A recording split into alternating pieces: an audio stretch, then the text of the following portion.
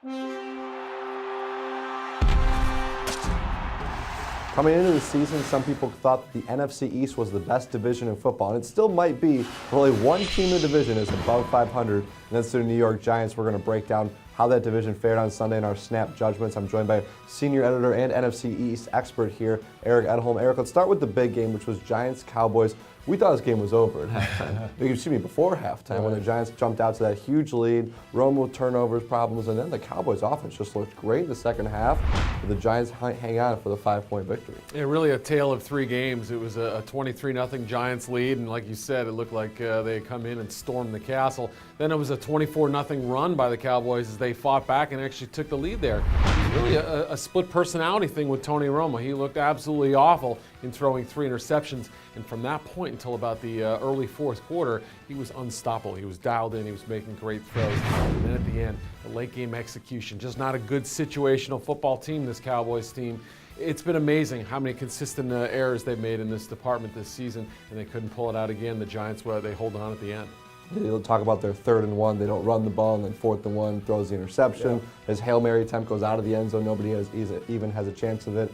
But game of inches, Des Bryant, those fingertips on the white line could have been a Cowboys victory. We head now to the Falcons-Eagles game, and you wrote about this game earlier in the week, very contrasting situations there. Both teams coming off a bye. Obviously, everyone in Atlanta feeling good about the undefeated team. Eagles, not so much. And the game proved that what you said, the Falcons are clearly the better team. Eagles still have a lot of work to do. And sign that they may not be able to fix those problems is that Andy Reid, so good after a bye in his career, 13-0 coming into this game, now 13-1 with the blowout victory. I know it was 13-point deficit. Felt a lot bigger than that. Eagles made a couple scores late, but boy, I mean, there's so many problems. It starts, of course, with quarterback, and we know that Michael Vick could be benched. Andy Reid may have told Vic privately that a quarterback change is coming, but to me, the defensive problems, the offensive line issues, all the other positions, there are issues there too. Jeremy Maclin had 2 drops, so another team whose talent doesn't sort of match their performance like the Cowboys. This Eagles club is not going to make the playoffs if they don't fix a lot of these problems right away that go beyond quarterback. So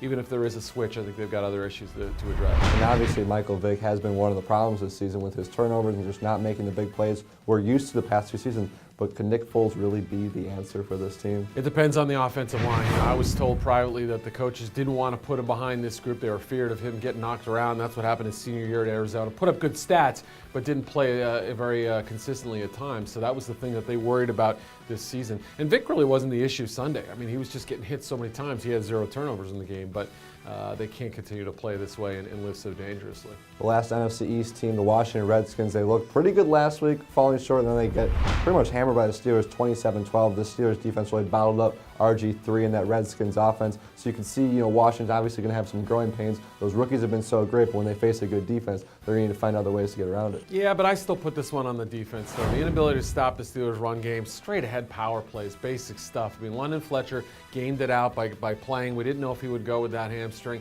He looked out of position at times. The defensive line had a pretty bad game. They weren't getting that penetration, and it put the offense in bad situations. And when you have 9 or 10, depending on your count, the number of drops that the Redskins had offensively, they're going to be, it's going to look pretty bad as far as RG3 stats are concerned. The running game never really got going. First time this season that didn't happen. I'm not worried about the offense, even though they don't have a ton of weapons right now. It's that D that's got to step up. Think about this division. As we said, only 3 teams. They're all under 500. Yep. The Giants only went over, but all 4 of these teams are really going to have the opportunity to make a run. Unfortunately, they're in the wrong conference to do that. That's the true. AFC might be the one to do that because a lot of wild card opportunities. There are some good teams. Look at the NFC North, the way the NFC West is played. So, but we could pretty much be confident all 4 of these teams will be in the mix going on down the stretch. Those are some of our snap judgments from Week 8. To check out all of our analysis from Sunday, be sure to head to our website at profootballweekly.com.